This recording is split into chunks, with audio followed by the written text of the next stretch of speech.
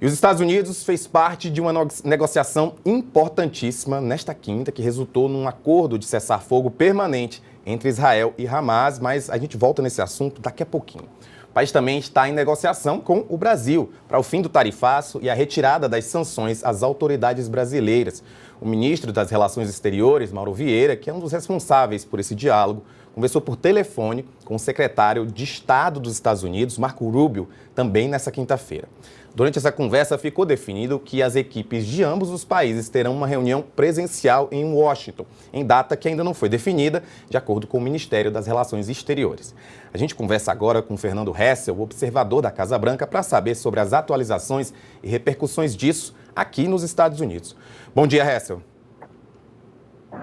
Olá, Rafa. Bom dia para você, bom dia aos amigos do Metrópolis. Estou aqui à disposição. Quero dizer que a gente nem conversou, mas combinamos na gravata, né? Estou vendo aqui que a gente está praticamente vestido da mesma forma, ou seja, a conversa vai ser boa. Hessel, eu queria já que você resumisse para a gente a importância dessa ligação diante desse tarifaço que a gente vem enfrentando há tanto tempo. O que representa o Marco Rubio ligar e conversar com o Mauro Vieira nesse momento? Na verdade, Rafa, o que acontece é um caminho natural das coisas, né?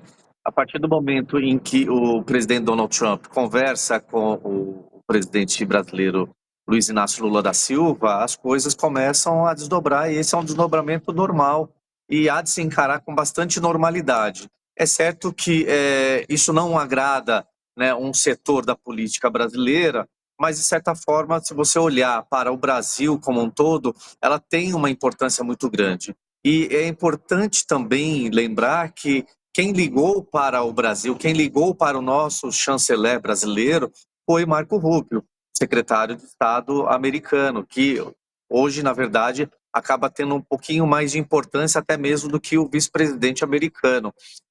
Então, é uma posição dos Estados Unidos de ligar ao Brasil, ou seja, demonstra total interesse dos Estados Unidos em querer conversar com o Brasil. Isso é um bom sinal, isso mostra o respeito em que o Brasil conseguiu colocar nesses últimos meses, nesse momento tão turbulento que nós constatamos aí, vimos, e finalmente agora os países começam a valorizar esses 201 anos de relacionamento. Hessel, a direita celebrou quando o Marco Rubio foi escolhido por Donald Trump para ter essas conversas diretas com o Brasil, lembrando que ele sempre foi muito, né, não sempre, mas atualmente faz muito parte do séquito ali ao redor de Donald Trump. Já a esquerda lembrou que, no fim das contas, quem manda nos Estados Unidos, quem determina todas as ordens finais é Donald Trump, então a escolha ou não de Marco Rubio não faria tanta diferença. Queria que você trouxesse para a gente, então, uma análise sobre essa escolha e também a partir dessa ligação que aconteceu entre Mauro Vieira e o Marco Rubio.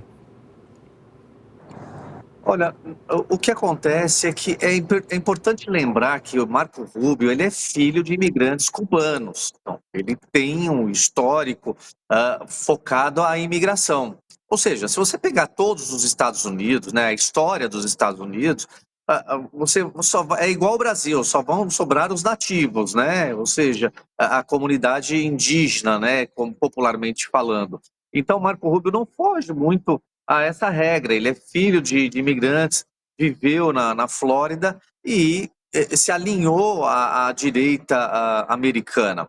E importante lembrar também que Marco Rubio, ele mesmo senador, ele concorreu com Donald Trump dentro do partido para também ser presidente dos Estados Unidos. Ou seja, ele precisou, durante toda essa caminhada, demonstrar alinhamento à ideologia da extrema-direita ou da ultradireita americana, justamente para competir no nível de Donald Trump. E você tem, no caso, você tem também o governador Ron DeSantis, também do estado da Flórida, que também tem a mesma linha ideológica muito dura. Então, a gente precisa entender agora essa função, quando ele é convidado para ser secretário de Estado americano, ele carrega consigo esse alinhamento ideológico, porque na perspectiva de Marco Rubio, a intenção dele é um dia chegar à presidência. E como ele está na direita, ele faz questão de ter esse comportamento, esse tipo de atitude alinhado à extrema-direita. Por que eu estou dizendo isso? Porque quando está nesse governo, quem está ali junto com o Donald Trump quer mostrar trabalho. E muitas vezes, e é importante a gente explicar isso para quem está nos assistindo, o presidente de qualquer país, ele precisa ter um staff, ele precisa ter uma equipe que trabalhe por ele. Na verdade, a figura do presidente é muito mais simbólica do que qualquer outra coisa, e ele tem que confiar na sua equipe. E o que acontece hoje na Casa Branca, não diferente do Brasil, é que dentro do próprio governo você tem uma linha mais radical e a outra linha menos radical. E o presidente Donald Trump confia nessa equipe. Então, a gente tem que atribuir também que muitas coisas que aconteceram com o Brasil nessa guerra tarifária, nessa guerra ideológica, né, da direita e da esquerda entre Brasil e Estados Unidos, possa ter vindo desse outro núcleo que circula ali o salão oval da Casa Branca. Então, por isso que agora a gente percebe essa diferença. Quando Donald Trump encontra com Lula, os empresários brasileiros conversam, com o Trump, isso acaba abrindo um pouco os olhos do chefe do governo e acaba, evidentemente, a partir de agora, dando determinação a Marco Rubio de que, olha, vamos tratar direito o Brasil, vamos conversar, vamos para uma mesa de negociação para tratar assuntos comerciais e não políticos ideológicos. Então, esse é o cenário que a gente enxerga aqui agora, que a partir de agora, Donald Trump tomou a rédea justamente dessa relação com o Brasil e que precisa muito, né? Você acha que esse cenário vai influenciar nessa reunião? Como você acha que vai se dar essa reunião que está aí, ainda não foi marcada a data, entre o Marco Rubio e o Mauro Vieira? A gente sabe também que o Mauro Vieira tem uma vasta experiência nessa lida com esse tipo de assunto. Como é que você acha que vai acontecer isso aí em Washington? A conversa vai ser bastante republicana, né? A conversa vai ser bastante republicana, até porque há determinação do presidente Donald Trump para que atenda o Brasil. Ou seja, o Marco Rubio vai ter que cumprir o seu papel como funcionário do governo americano, né? Com determinação do presidente americano. Ou seja, não vai ter espaço para fazer qualquer tipo de discussão no sentido da interferência ao judiciário brasileiro, porque o Brasil já colocou isso em diversas vezes, bastante claro que não vai tolerar esse tipo de conversa numa mesa de negociação. E eu vou te falar, Rafa, eu acredito piamente de que a conversa vai ser em alto nível de ambos os chanceleres, se a gente pode assim dizer, porque a economia americana está sentindo a ausência do Brasil.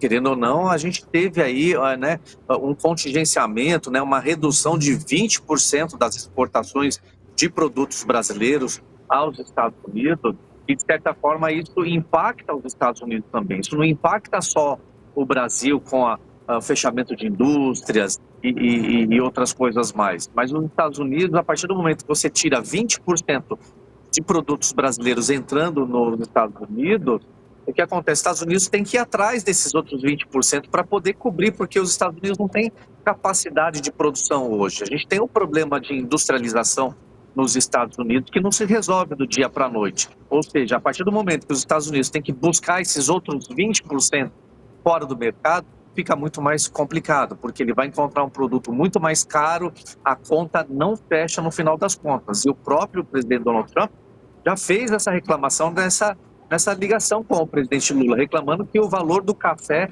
aumentou aqui nos Estados Unidos, que ele estava com saudade do café. Ele não estava só brincando, querendo fazer só uma graça com o presidente Lula. É fato mesmo. A gente tem aí, nessa semana, o fechamento de 540 unidades da Starbucks, uma das maiores redes de cafeteria dos Estados Unidos. Ela não fechou só por uma simples reestruturação, mas é porque o preço do café subiu aqui nos Estados Unidos. Hessel, é claro que o tarifaço teve consequências aqui no Brasil, mas não foram as consequências que eram esperadas, principalmente pela direita brasileira, quando defendeu, inclusive levou bandeira dos Estados Unidos para dentro do Congresso Nacional. O quanto você acha que esse poder de barganha pode ser usado por Mauro Vieira durante essa reunião? Ou você acredita que, como você aí apontou, que vai ser uma reunião super democrática e esse poder não vai ser usado? não vai ser usado porque essa foi a condição do governo brasileiro junto ao governo americano. Ou seja, se em algum momento isso entrar na pauta, a gente começa a dar passos para trás dessa continuidade. O Brasil já percebeu que os Estados Unidos precisam realmente reatar esse relacionamento do ponto de vista econômico. Então, na verdade, o Brasil tem cartas na manga para poder exigir alto nível nessa reunião. É isso, Fernando Hessel, muito obrigado pela tua participação aqui com a gente. Tô vendo aí que tá bem cedo, ou seja, você se colocou à disposição da gente bem cedo aí para conversar. Você, na verdade, sempre se colocando à disposição, sempre trazendo informações quentíssimas aí dos Estados Unidos. Te agradeço por participar aqui no Acorda Metrópolis. Eu que agradeço, Rafael. Bom trabalho para todo mundo. Realmente, aqui a gente está com 1 hora de diferença, o sol está nascendo, mas é sempre muito bom acordar acompanhado de vocês. Um abraço. Olha, ontem